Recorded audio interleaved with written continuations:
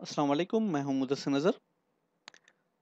WordPress के chapter 11 में आपको खुशामदीद कहता हूं और इस चैप्टर में हम पढ़ेंगे कस्टम विजेट्स के बारे में। वर्डप्रेस में कस्टम विजेट्स किस तरीके से ऐड किए जाते हैं और वो काम किस तरीके से करते हैं, ये हम आज इस चैप्टर में डिस्कस करेंगे।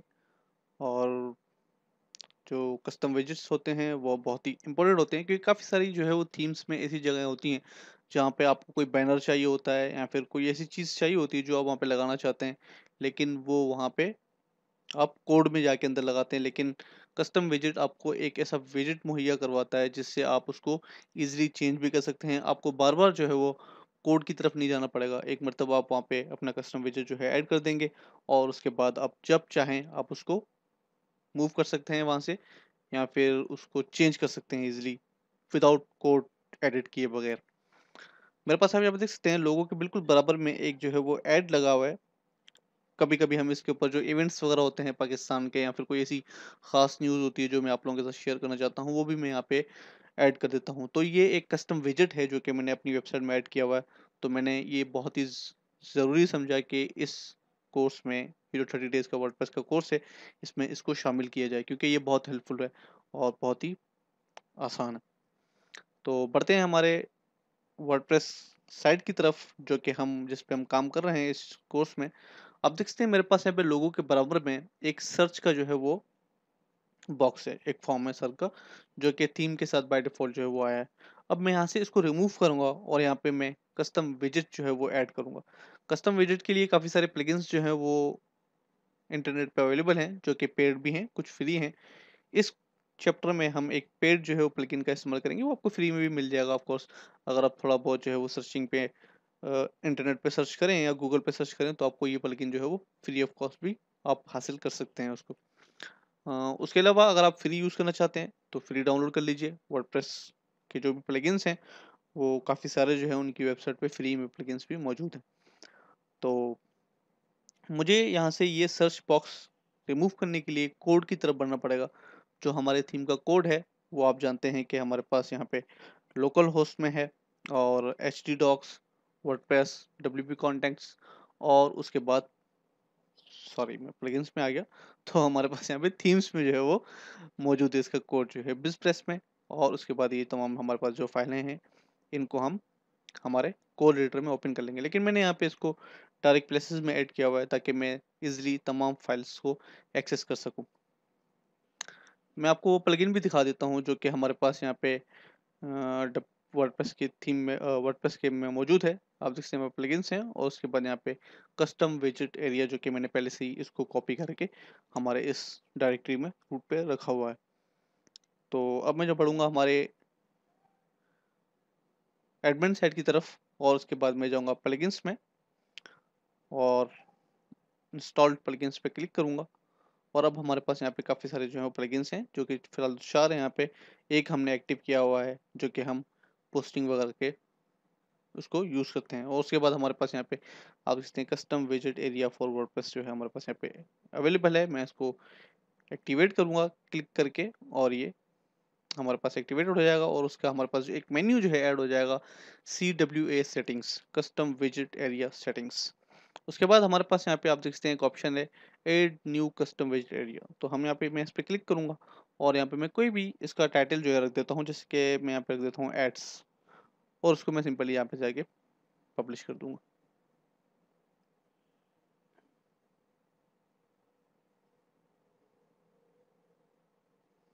चलिए हमारे पास यहाँ पे जो है वो एक जो है वो प्लगइन पब्लिश हो गया है। और अब हम यहाँ पे अगर चाहें अपीयरेंस में और विजेट्स में, तो हमारे पास ये एरिया जो है एक अवेलेबल हो जाएगा। ये देखें आप, बल्कि मेरे पास यहाँ पे 2 हैं, तो मैंने एक पहले से ऐड किया हुआ है। खैर मेरे पास यहाँ पे आप देख सकते हैं जो है वो एक विजेट एरिया जो है वो अवेलेबल है। तो अब मैं अगर इसको रिफ्रेश करूँ तो यहाँ पे कोई रिजल्ट नहीं आएगा, बल्कि सर्च ही आएगा। क्यों? क्योंकि हमने एडमिन साइड से एक जो है विजिट एरिया क्रिएट कर लिया है, लेकिन हमें उसका कोड उठा के उस जगह पे पेस्ट करना है जहाँ पे हमें ये विजिट चाहिए। तो वो बहुत ही ज़रूरी है, क्योंकि जब तक आप कोड उसको वहाँ पे इंटीग्रेट नहीं करेंगे अपनी थीम के साथ, तब तक वो काम नहीं करेगा। तो उसके लिए हम जाएँगे हमारे कोड एडिटर में, और यहाँ पे क्योंकि ये हिस्सा जो है वो हेडर का कहलाता है, काफ़ी सारे थीम्स ऐसे होते हैं जो कि किसी और अलग से उन्होंने फाइल बना होती है, लेकिन मेजॉरिटी जो है वो हेडर पे ही काम करती है। तो हम हेडर में देखते हैं कि हेडर में हमें ये सर्च का जो बॉक्स है वो मिलता है कि नहीं। चलें जी, मैं यहाँ से हेडर को ढूँढता हूँ। हमारे पास ये हेडर है, मैं इसको डबल क्लिक करके ओपन करूँगा और यहाँ पे देखूँगा कि हमारे पास जो कोड है वो सर्च का मौजूद है कि नहीं। बिल्कुल यहाँ पे कोड जो है मौजूद नहीं है, तो हम और फाइल सीखते हैं। बल्कि यहाँ पे हमारे पास यहाँ पे एक टॉप फाइल है, टॉप पीएचपी के नाम से। मुझे लगता है कि ये जो सर्च का बटन है वो यहाँ पे मौजूद होगा। जैसे कि आप देख सकते हैं हेड, बॉडी और सेकेंडरी मेन्यू। जब आप देख सकते हैं ये हमारे पास यहाँ पे मेन्यू सर्च का जो एक डिव है, एक क्लास लगी हुई है, वो वहाँ पे हमारे पास यहाँ पे जो है गेट सर्च फॉर्म का जो कोड है वो यहाँ पे इन्होंने डाला हुआ है। अब हमें इस कोड को रिमूव करना है और इसकी जगह पे हमें अपना कोड डालना है जो कि हम अपना कस्टम विजिट एरिया यहाँ पे शो करना चाहते हैं। तो मैं इसको जल्दी से इसको रिमूव कर दूंगा, बल्कि यहाँ से मैं इसको पीएचपी कोड को रहने देता हूँ और सिंपली इसको यहाँ से हटा देता हूँ और एक इंटर प्रेस करूंगा मैं। और अब यहाँ पे मैं जो हमारा कोड है वो यहाँ पे टाइप करूंगा जो कि है डायनामिक, ओके, और अंडरस्कोर, और उसके बाद मैं लिखूंगा यहाँ पे साइड बार, और मैं अब यहाँ पे ब्रैकेट ओपन क्लोज, और उसके बाद मैं यहाँ पे एक जो है वो कॉमा लगाऊंगा, कोटेशन मार्क सॉरी इसको बोलते हैं मेरे ख्याल से। और यहाँ पे भी जो हमारा जो नेम है विजिट का वो मैं अपने जो कि हमने लिखा था एड्स, ADS एड्स। मैं अब इसको सेव कर दूंगा फाइल को। और अब मैं अगर इसको रिफ्रेश करूंगा तो हमारे पास जो सर्च का बॉक्स है वो यहाँ से गायब हो जाएगा। लेकिन हमें यहाँ पे इमेज जो शो करना था आप देखते हैं, बल्कि यहाँ पे इमेज आ गई है क्योंकि मैंने पहले जो है वो एक विजिट एरिया जो यहाँ पे हमने बना रखा था। तो इसमें हमारे पास यहाँ पे ये इमेज जो है वो मौजूद है। मैं इसको फिलहाल यहाँ से कॉपी करता हूँ और इसको यहाँ से रिमूव कर देता हूँ। चलिए अब अगर मैं इसको रिफ्रेश करूँ तो यहाँ पे ये खाली हो जाएगा। अब यहाँ पे हमारे पास कुछ भी नहीं है। अब अगर हम चाहें तो यहाँ पे कोई चीज़ ऐड कर सकते हैं, जैसे कि कोई बैनर हो गया या कोई ऐसी चीज़ हो गई जो कि आप यहाँ पे हेडर में शो करवाना चाहते हैं। तो मैं यहाँ पे फिलहाल जो एक्सपर्ट्स का हमारा जो बैनर है उर्दू experts.urdutrust.com, यहाँ पे आप जाएं और कोई भी क्वेश्चन है आपके माइंड में जो आपको समझ में नहीं आ रहा है यहाँ पे पोस्ट करें, तो मैं या कोई और जो हमारे दोस्त हैं वो आपकी हेल्प करेंगे और आपको आपका जो प्रॉब्लम है उसको सॉल्व करने में आपकी मदद करेंगे। खैर, अब मैं यहाँ पे इन दोनों में से, बल्कि यहाँ से मैं एक जाके जो है वो डिलीट कर देता हूँ क्योंकि यहाँ पे काफ़ी कन्फ्यूजन जो है वो हो रही है। हमारे पास यहाँ पे दो मौजूद हैं तो मैं यहाँ पे इसको डिलीट कर देता हूँ। चलें, अब हमारे पास यहाँ पे एक जो है वो विजिट मौजूद है। मैं अब जाऊँगा विजिट्स में, अपीयरेंस विजिट्स, और उसके बाद मैं यहाँ पे कोई भी चीज़ लगाना चाहूँ तो मैं लगा सकता हूँ। लेकिन मैं यहाँ पे फिलहाल जो है वो एक HTML का बॉक्स यहाँ पे रखूँगा। इसमें आप टेक्स्ट भी यूज़ कर सकते हैं या HTML वगैरह इसमें ऐड करना चाहें तो वो भी इसमें ऐड कर सकते हैं। तो मैं फिलहाल यहाँ पे जो है वो हमारा जो एक्सपर्ट्स का जो इमेज है, बैनर है, वो यहाँ पे लगाऊंगा। बल्कि मैं इसको हाइपरनेट कर देता हूँ। मैं इसको href और यहाँ पे लगाऊंगा http experts.urdututs.com, ओके।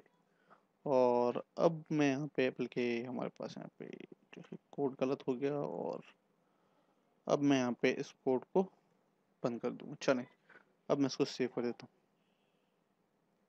अभी सेव हो गया। मैं जाऊँगा दोबारा हमारे मेन पेज पे और उसको रिफ्रेश करूँगा तो हमारे पास यहाँ पे जो बैनर है वो अब यहाँ पे शो हो जाएगा। लेकिन यहाँ पे ये आउट हो गया थोड़ा सा, क्योंकि हमें जो हमारा जो बॉक्स था सर्च का, उसकी जो विड्थ थी वो कम थी।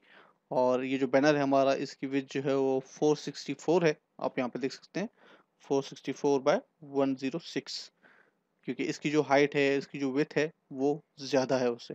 तो हमें हमारी CSS भी जो है वो एडिट करनी पड़ेगी। तो उसके लिए मैं क्या करूँगा, मैं यहाँ पे राइट क्लिक करूँगा और इंस्पेक्ट एलिमेंट में जाऊँगा।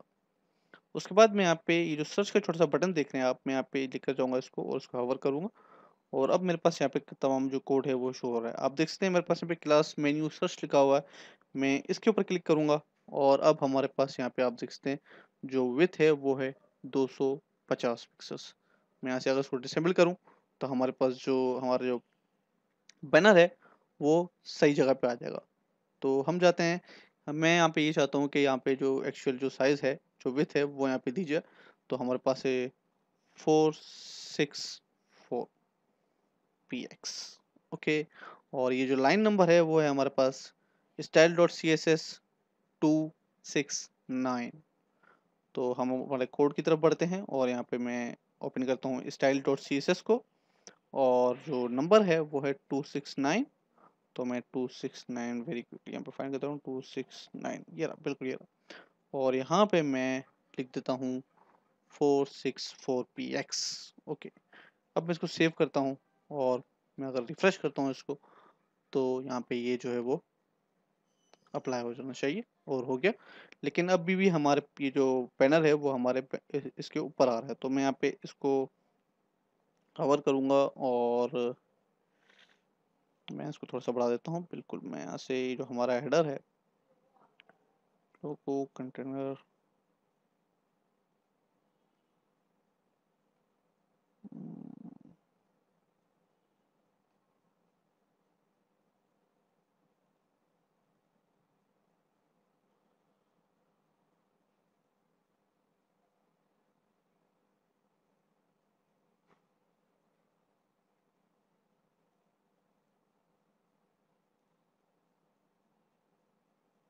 चलिए जी, सेकेंडरी मेन्यू है हमारे पास, और हमारे पास जो हाइट है वो यहाँ पे 155 है। तो मैं इसको डाउन करूँगा थोड़ा सा, बिल्कुल इतना, और मैं इसको करके 200 कर देता हूँ।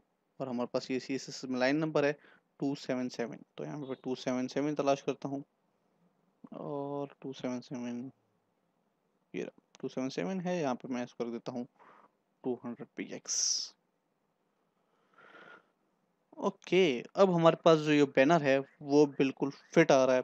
लेकिन हमारे पास यहाँ पे एक और जो है वो मसला आ गया, क्योंकि आप देखते हैं हमारा जो लोगो है वो यहाँ पे ऊपर है, बल्कि इसको यहाँ पे थोड़ा सा नीचे होना चाहिए, इसको अलाइन होना चाहिए।